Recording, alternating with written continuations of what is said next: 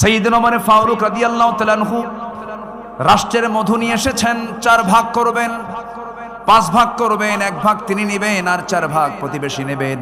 ঠিক আছে, এসে বলছেন, স্ত্রী শোনো, এই যে 1 বোতল মধু আনছে, রাষ্ট্রের মধু ভাগাভাগি করে নিতে হবে, সমান ভাগে 5টা ভাগ করো, 1 অংশ আমাদের আর 4 অংশ হলো প্রতিবেশীর। এই কথা বলে তিনি মধুর বোতলটা তিনি হ্যান্ড ওভার করলেন স্ত্রীর কাছে, বলছেন, স্ত্রী তুমি এটাকে ভাগ করো। 1 মিনিট যেতে না যেতেই বললেন, স্ত্রী তোমাকে আমি ভাগ করতে দেব না, দাও বোতলটা আমার হাতে দিয়ে দাও। কিচ্ছু কথা না বলে প্রতিবেশীর ঘরে চলে গেলেন। প্রতিবেশীর কাছে কি বলছেন, প্রতিবেশী আমার, এই যে মধু তোমাকে দিলাম, সমান 5 ভাগে ভাগ করবে, 1 ভাগ আমাকে দিয়ে বাকি 4 ভাগ এই 4টা ঘরে তুমি সহ সমান করে নিয়ে নিবা। তিনি তার অংশের মধুটুকু নিয়ে বউয়ের কাছে এসে বলছেন, বউ আমার, আমি তোমার কাছে একটু লজ্জাবোধ হচ্ছে, আমার তোমার কাছে মধুর বোতল দিয়েছিলাম, আবার ফেরত নিয়েছিলাম, মন খারাপ হতেই পারে, কিন্তু আমি কি তোমাকে ট্রাস্ট করি, আমি তোমাকে বিশ্বাস করি, আমি রাষ্ট্র চালাই, তুমি আমার পরিবার চালাও, বাচ্চাদের রান্না বান্না করে দাও, বিশাল বড় খেদমত তুমি আমার পরিবারের জন্য করো, আমার সন্তানদের তুমি মা, আমি তোমাকে সম্মান করি, আল্লাহি তাল্লাহি বিল্লাহি আমি তোমাকে সন্দেহ করে গ্লাসটা মধুর বোতলটা হাতের ভিতর থেকে নিয়ে নেই নাই। নেওয়ার উদ্দেশ্য হলো মধুভাগের দায়িত্ব আমি তোমাকে না দিয়া প্রতিবেশীর হাতে জন্য দিয়েছি, কারণ মধু হলো তরল জিনিস, তুমি যখন এটাকে মাপতে যাবে, ভাগ করতে যাবে, যতই তুমি সমান ভাগে ভাগ করো না কেন, তরল মধু হওয়ার কারণে, লিকুইড হওয়ার কারণে কিছু মধু তোমার হাতে লেগে যাবে। সেটা 1 ফোঁটা হোক, 2 ফোঁটা হোক, 3 ফোঁটা হোক না কেন, 1 ফোঁটা, 2 ফোঁটা, 3 ফোঁটা মধু আমাদের ভাগে বেশি আসুক, এটা চাই নাই মনে করে মধুভাগের দায়িত্ব আমি অন্যের কাঁধে চাপায়ে দিয়েছি। জোরে বলি সুবহানাল্লাহ, আরো জোরে বলি সুবহানাল্লাহ। ঘোড়া কিনতে গেছেন ওমর ফারুক রাদিয়াল্লাহু তাআলা আনহু, তিনি তখন স্টিল খলিফাতুল মুসলিমিন, 40টা রাষ্ট্রের তিনি রাষ্ট্রপ্রধান। চলে গেছেন ঘোড়া কেনার জন্য, ঘোড়া কিনেছেন, ঘোড়াওয়ালার কাছ থেকে টাকা পয়সা দিয়ে দিয়েছেন, ঘোড়াও কিনে নিয়েছেন, দেখে শুনে নিয়েছেন। ঘোড়ার পিঠে চড়ে তিনি বাড়িতে চলে আসবেন। আগের যুগে মানুষ ঘোড়া কিনতে যেত, যেমন আজকের যুগে হোন্ডা কিনতে যায়, গাড়ি কিনতে যায়, আগের যুগে কি কিনতে যেত? ঘোড়া কিনতে যেত। ঘোড়া কিনে বাড়িতে ফিরে আসতেছেন, বাড়িতে আসার আগ দিয়ে তার ওই ঘোড়ার 4টা পা অকেজো হয়ে পড়ে গেছে। উনি মনে মনে চিন্তা করলেন, ঘোড়াওয়ালা আমাকে কেমন বড় ঠকান ঠকালো, ঘোড়া তো অচল ঘোড়া, অসুস্থ ঘোড়া দিয়েছে। ফেরত চলে গেলেন, ফেরত গিয়ে বললেন, ও ঘোড়াওয়ালা, তুমি আমাকে কেমন করে ঠকালে কেন, অচল ঘোড়া আমাকে দিলে কেন, এই ঘোড়া আমি নেব না, তুমি ফেরত নিয়ে নাও। ঘোড়াওয়ালা বলছে, আমিরুল মুমিনিন, আমার জানা মতে আমি আপনাকে অচল ঘোড়া দেই নাই, আপনার কাছে চলে যাওয়ার পর ঘোড়া অচল হয়ে গেছে, অসুস্থ হয়ে পড়েছে। ওমর ফারুক ধমক দিয়ে বলছেন, তুমি কি আচরণটা আমার সঙ্গে করতে পারলে, কেমন করে, এই ঘোড়া আমি নেব না, তুমি ফেরত নিয়ে নাও। ঘোড়াওয়ালা মুস্কি হাসি মেরে বলছে, আমিরুল মুমিনিন, আমার কথাও ঠিক নাই, আপনার কথাও ঠিক নাই, আমি যতই তর্ক করব, আপনি যতই তর্ক করবেন, এখানে কোনো ফয়সালা আসবে না, চলুন এই ঘোড়াটা ফেরত নেব কি ফেরত নেব না, এটার ফয়সালা আদালত করবে, কোর্ট করবে।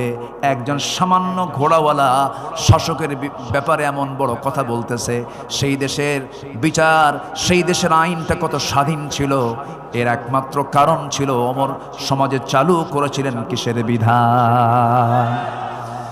সাইয়েদনা ওমর ফারুক রাদিয়াল্লাহু তাআলা আনহু কিচ্ছু বললেন না। ঠিক আছে ঘোড়াওয়ালা, তুমি যেহেতু বিচার চাচ্ছ, আদালতে যেতে চাও, আমি আদালতে চলে যাব।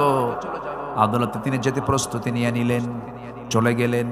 আদালত চত্বরে ঢুকে ভিতরে, যখন আদালতের ভিতরে ঢুকেছেন, খলিফাতুল মুসলিমিনের অধীনে চাকরি করে বিচারপতির বিচারের চেয়ারে বসে থাকে, এমন বিচারপতির সামনে বসে আছে। ওমর ফারুক সামনে যাওয়া মাত্রই বিচারপতির চেয়ার থেকে দাঁড়ায় গেছে। আমিরুল মুমিনিন, আপনার মতো ব্যক্তি এই জায়গায় কেন, কি হয়েছে বলুন। তিনি বলছেন, বিচারপতি, আমি ওমর, আমাকে দেখে আজকে বিচার করা যাবে না। ইন্নাল্লাহা ইয়া'মুরু বিল আদল, ইন্নাল্লাহা ইয়া'মুরুকুম বিল আদল, আদলটাকে ঠিক রেখে বিচার করবে। ঘোড়াওয়ালার কথাও শোনো, আমার কথাও শোনো, সঠিক রায় যেটা হবে সেই রায়টাই তুমি দিয়া দিবা। যখন বাদীর কথা শোনা হলো, ঘোড়াওয়ালার কথা শোনা হলো, ওমর ফারুকের কথাও শোনা হলো, দুজন কথাই তিনি শুনলেন। শোনার পর আস্তে করে ওই আদালতের চেয়ার থেকে বলতেছেন, আদালতের সেই বিচারপতি কাজী শুরাইহ ইবনুল হারিস আল কিন্দি রাহমাতুল্লাহ আলাইহি তিনি বলছেন, আমিরুল মুমিনিন, আপনি আমারও খলিফা, আপনি ঘোড়াওয়ালারও খলিফা, আপনি অর্ধজাহানের খলিফা, কিন্তু আজকে দুই পক্ষের কথা শুনে আমি এতটুকু নিশ্চিত হলাম, এই ঘোড়াটা কখনো আপনি ঘোড়াওয়ালাকে ফেরত দিতে পারবেন না, কারণ এই ঘোড়াওয়ালাকে ফেরত দিলে সে ক্ষতিগ্রস্ত হয়ে যাবে। আপনি ওমর সামনে আছেন আমার, আপনি এই জায়গা থেকে সুস্থ অবস্থায় বাড়িতে ফিরবেন, যে তার যেমন গ্যারান্টি নাই। একটা প্রাণী সুস্থ থেকে অসুস্থ হবে কখন কেউ তো বলতে পারে না। যেহেতু মালিকানা শেষ হয়ে গেছে, কেনা বেচা সম্পূর্ণ কমপ্লিট হয়ে যাওয়ার পর, আপনার মালিকানা যাওয়ার পর ঘোড়াটা অসুস্থ হয়ে পড়েছে, এই ঘোড়া ফেরত নেওয়ার কোনো, ফেরত দেওয়ার কোনো সুযোগ নাই। ওমরে ফারুক আস্তে করে সেই জায়গা থেকে চলে গেলেন বাড়িতে। পরের দিন তিনি মাজলিসে শুরার বৈঠকে বসেছেন, সমস্ত লোকজনদেরকে নিয়ে বসে পরামর্শের বৈঠকে বলছেন, শোনো, অমুক আদালতে একজন বিচারপতি আছে, খুব সাহস, তার আমার বিরুদ্ধে রায় দিয়েছে।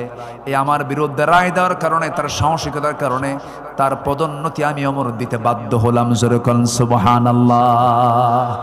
আমার বন্ধুগণ, আমার ভাইয়েরা, এটাই হচ্ছে আল্লাহর সামনে কিন্তু দাঁড়াতে হবে, আল্লাহর সামনে জবাবদিহিতার কাঠগড়ায় দাঁড়িয়ে জবাব দিতে হবে। এই অনুভূতি কারোর মধ্যে যদি থেকে যায়, সে বান্দার আদর্শ এমনই হতে পারে, এমনই হবে, এটাই স্বাভাবিক।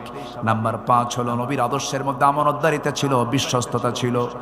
কি আমানতদার তিনি ছিলেন, কি পরিমাণ তার মধ্যে আমানত কাজ করত, আমানত রক্ষার ব্যাপারে খুব তিনি সজাগ ছিলেন।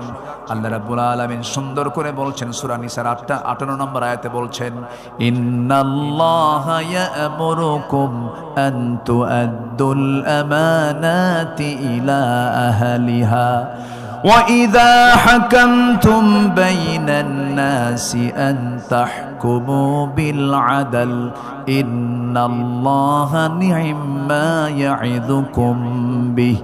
জোরে বলুন আল্লাহু আকবার। আমার বন্ধুগণ, কি আমানত তিনি শিখিয়েছেন সাহাবে কেরাম কি। সাইয়েদনা ওমর ফারুকের কথাই যখন চলে আসলো, আমানতের ব্যাপারে একটি অত্যন্ত গুরুত্বপূর্ণ একটা তথ্য দিচ্ছি। রাষ্ট্রের তহবিলের রক্ষকের কাছে সেই তহবিলে একটা মাত্র দিনার ছিল। কয়টা দিনার বলেন? একটা দিনার ছিল। সেই দিনার তিনি পেলেন। ওমরে ফারুকের ছেলেকে ডাক দিয়ে বললেন, তোমাকে একটা দিনার দেওয়া হলো, এটা রাষ্ট্রের তহবিলে জমা ছিল, পড়েছিল। সেটা নিয়ে তিনি বাড়িতে চলে গেলেন। ওমরে ফারুক দেখলেন তার ছেলের হাতে একটা দিনার। তিনি সেই রক্ষককে ডাক দিয়ে বললেন, তুমি এই জিনিসটা আমার ছেলেকে দিলে কেন? সঙ্গে সঙ্গে তিনি আবার তাকে ফেরত দেওয়ালেন। ফেরত দিয়ে তিনি বললেন, আমি কি কিয়ামতের দিন এই একটা দিনার নিয়ে উম্মতের বিরুদ্ধে অভিযোগের সম্মুখীন হব? এটা আমার প্রয়োজন নাই। একটা দিনারও আমি রাষ্ট্রের তহবিল আবার ফেরত দিয়ে দিলাম।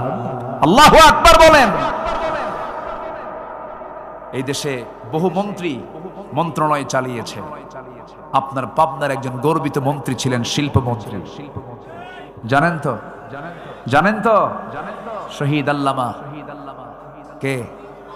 মতিউর রহমান নিজামী রাহিমাহুল্লাহ। তার প্রত্যেকটা কথায় মুক্তর দানার মতো, মুক্তের সদৃশ কথা। একটা কথাও তার অতিরিক্ত অপ্রয়োজনীয় কথা আমি তার মুখ থেকে কখনো বের হতে দেখিনি, আমার চোখে পড়েনি। আল্লাহু আকবার বলেন।